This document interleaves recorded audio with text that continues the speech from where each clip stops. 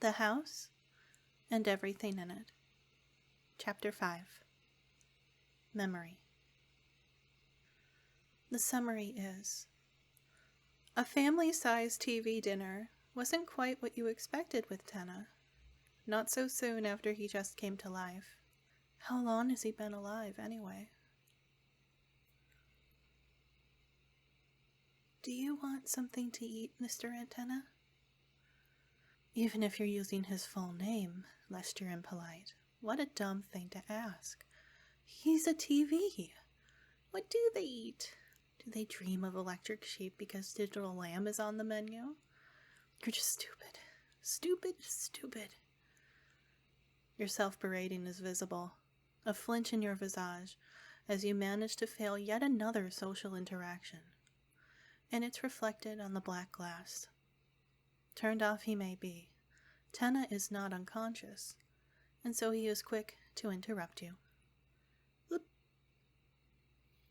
Oh no, a man says over a plate of steak, a food critic adjusting his napkin, tucked into his shirt. I couldn't eat another bite.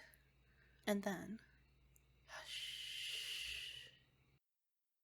His usual static continues now, what you presume to be the CRT television's way of signaling he's attentive and listening. Perhaps one of the only conversational upsides he has at his disposal. It'd be nice if you had a signal like that, never having to hear again that you look like you're off in space, or that you don't care when you do. Witnessing this kind gesture, you give a small but half-hearted smirk that fades as soon as it comes. Both appreciative and saddened of Mr. Tenna's polite smoothing over of your own mistake. Very aware of your own body in front of a new, albeit friendly stranger, you shuffle the way your legs cross and roll your shoulders back for better posture. Wait. May I ask you something? Electricity murmurs for a second before switching back, briefly, to a child on their bed, legs kicking in the air and phone to their ear. Of course, you can tell me anything. Any deep dark secret is safe with... Cut. Hush. And then he flickers a single word. Ask. Tenna interrupts himself, turning the channel immediately after, lest the run-off sentences get even more out of hand. But you shake your head, hands palm forward and moving in a likewise way, to affirm nothing of the sort is wrong. No, it's okay, I understood you. It's less of an assurance and more of a silent plea. Don't be upset. Anything but upset. But instead you say, I understood you meant to ask. You exhale, having made this even more weird than it was already going to be. Your lower lip feels a small pinch as upper teeth bite in contemplation. Do you? You finally begin, eyes sidecast and afraid of the answer somehow. Know me? Specification must be forced. From before. Hush. Click. One woman appears before you as she is embracing another. Oh, how could I ever forget you? A kiss upon a cheek is quickly smothered in a tight hug, a hand cradling the other's head. You were my world. One question answered is now bringing forward numerous more. Your world? You liked me? You liked me before all this? A swallow, a shake in your throat. The inevitable comes around, spat from your quivering tongue. So you remember?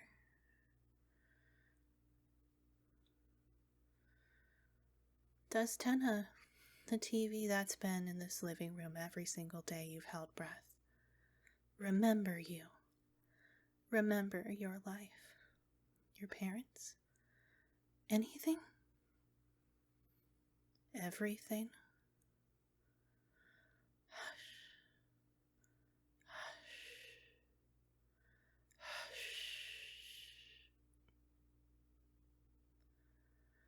You stare at the black and white flecks of snow, bated breath as you wait for the truth and all the implications of it. The answer, after the longest moment of your entire life, is somehow both very specific and not clear at all. Click. A dream within a dream, a scientist says, looking into the distance. An innocuous, gray city warps slowly, slowly, before their very eyes. A memory of a memory.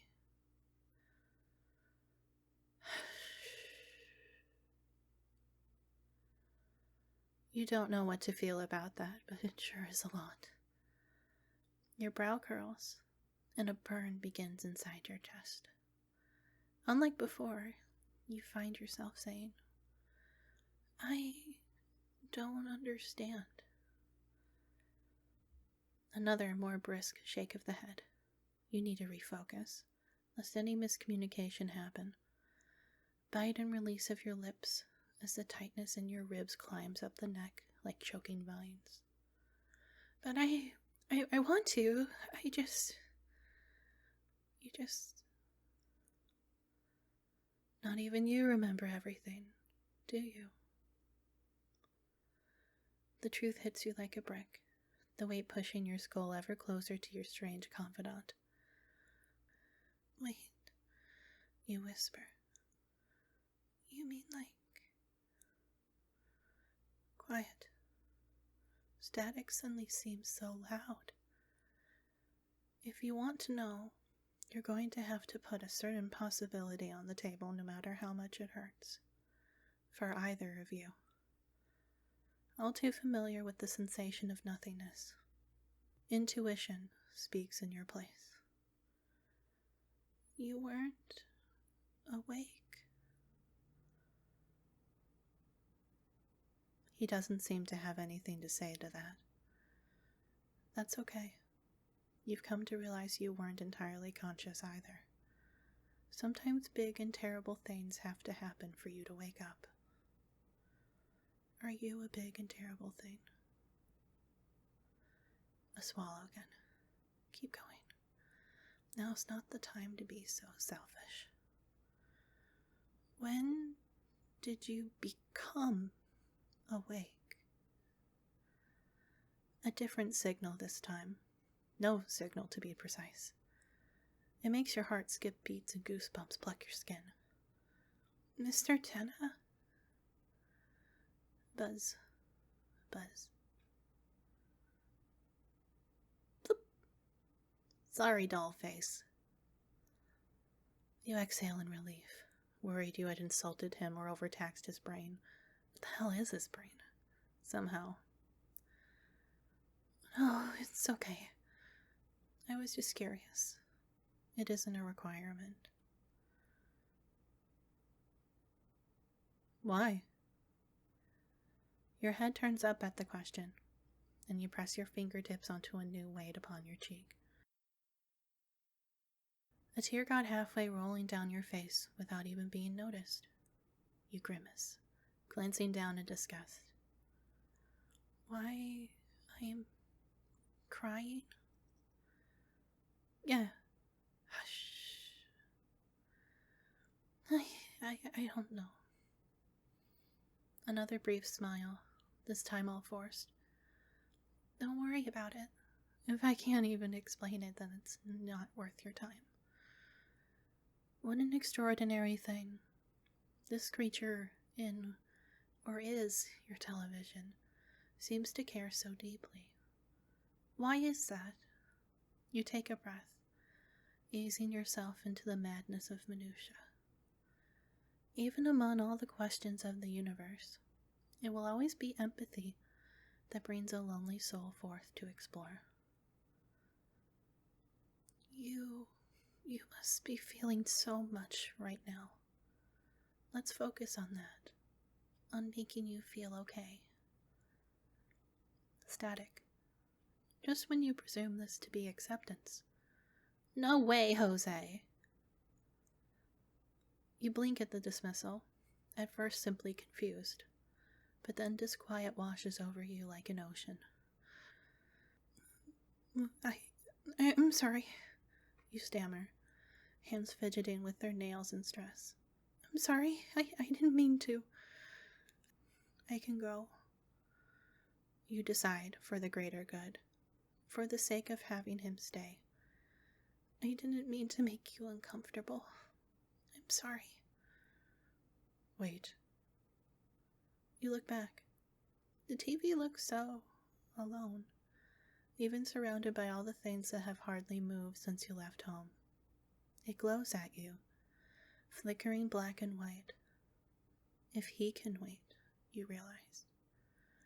Why can't you wait too? So you do, as your brand new friend tries to find the right words by scanning waves across the world. The switching channels stutter, nothing cohesive enough. Try as you might to understand. There's nothing, it turns out, that can convey what the cathode television really wants to say. That makes you two birds of a feather, huh? Seeing him as tongue-tied as a device can be, you take it upon yourself to sit next to him, parallel with his stand. Sitting nearby less like you're staring and judging, and more like you just want to be close. On one hand, maybe it'll get this magical thing more comfortable with you, and therefore less unfathomable. On the other, you need it too. You need a second to feel. You just sit there and wait. You wait not in urgency, but with the patience of knowing that some questions never have answers. The static soothes you into closing your eyes. For some reason, it isn't sudden when he finally speaks one word. Only one word in all your language can condense all the thoughts jumping from wire to wire, atom to atom, into something that can be understood. You. Your eyes open, but only halfway. Filling your lungs in preparation to speak makes you sniffle, and you wipe your face of its tears again. What about me? Can you say? There's a million possibilities after all, and you aren't ready for any of them. Is this a fairy tale? A storybook? Are you magic? Are you capable of enchanting things, or of merely seeing what others don't? Is this what it's all been leading up to? Your strangeness, your suffering, your passion caged? Is this the beginning of an adventure? Or is it a horror where you're cursed, left to writhe in disorder until your untimely demise? Like you were taught to, you simply wait for someone else to choose your fate. That's not how this works, though. The creature that calls itself Tenna finds 2 extra words on top of the first to make 3 to redefine your lives. I love you. Love? What does that mean? You go numb from the tip of your nose to the bottom of your toes. He clarifies as best as he can. You see, the problem is that no one on TV talks about these kinds of things. I'm sorry. You ask him again. Why sorry? I'm so sorry. The closest he can get is another talk show, a different one. Oh, this one in particular used to strike such a chord. Get off my stage, a man bellows, throwing a chair at someone who hit his wife. Then Tenna plays more things, just long enough for your mind to register what it sees, and not a second more. Click. A secret agent gets punched in the face. Click. A secretary is shoved to the floor. Click. A parent yelling straight at the camera, "I hate you." Click. A grown child saying something a coward like you never could. "I will never forgive you for what you did." Click. Fuzz. Buzz. You don't notice the way your breath is heaving right now, haunted by the visceral memory of a memory now redefined by what you know today from being on your own, without it all. Violence. Disquiet. Walking on eggshells. Sitting next to the TV, seeing people get hurt, villains and heroes alike. Cathartic in fantasy and validation, respectively. That's what you did. That was the only avenue you had to escape. Oh, darling, dearest friend, of course Tenna knows you.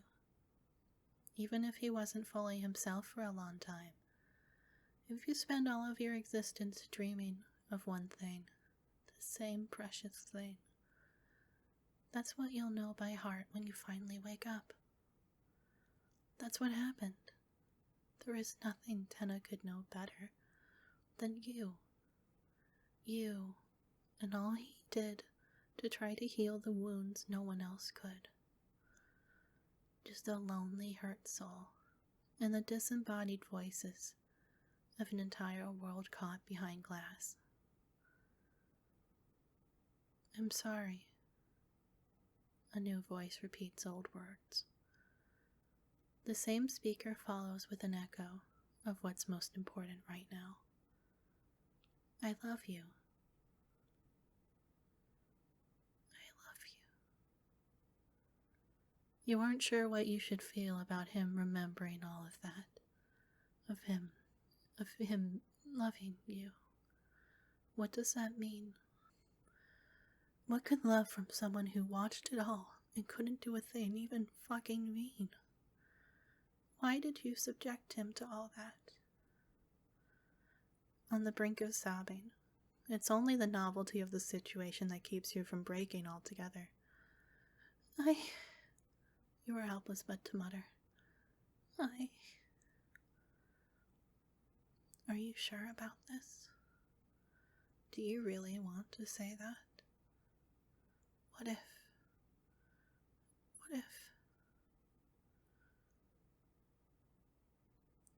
I love you too, you finally say, because you have nothing left to lose. Because it's what you've always said when you need someone the most. The screen is so warm, even without directly touching it. Is he doing that on purpose? The heat, the talk. Has it all just been for you? You remember the way that a body below his box had reached for you, and you denied him. How awful you are. And even after that, he still only is thinking about you. That's the rub. He only wants to think of taking care of you. A slow blink towards the screen carries such a heft of emotion. Guilt, confusion, shame. Those are the familiar ones. Something you're not used to yet is budding in among them, though. A rose within the thorns. Hesitantly, you reach into your heart and pluck it.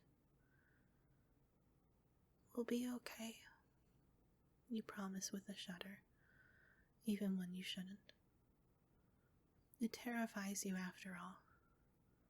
How the hell do you take care of a sentient spirit box that knows every aching corner of your damaged being, and why you're so fucked up in the first place?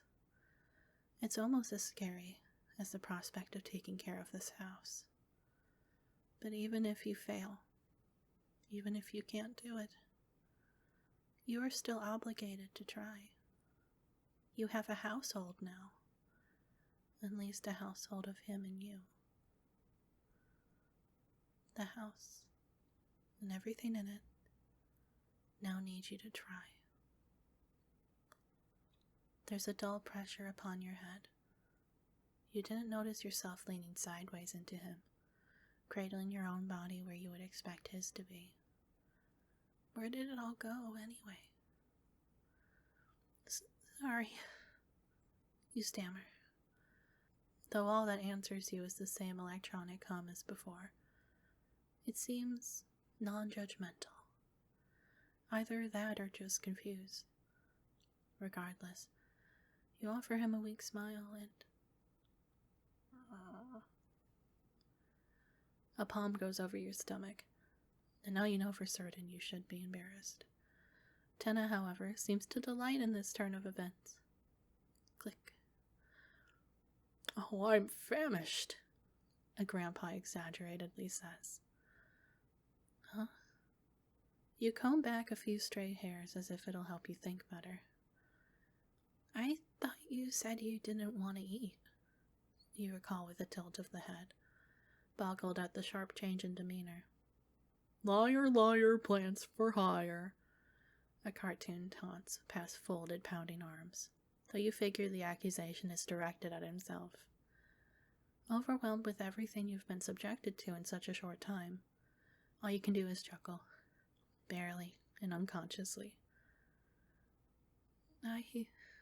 Well, okay. You give in easily, as you always do. We have food from the neighbor. I'll feed us. A pause.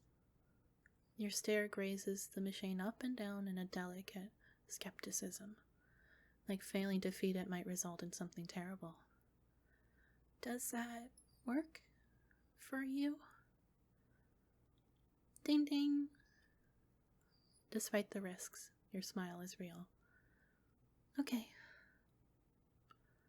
The pot from the neighbor is out of the fridge and set on the stove. Each movement a chore, you take it one at a time. You get a spoon. You get a plate. You spoon out some food. Pick it up. Put it in the microwave. Wait. Take it out. Repeat for a total of 2 plates. And then carry them out for you and Tenna. Uncertain, you set his out in front of him, just under a metaphorical nose. You watch, unsure how dinner is going to be done without a mouth.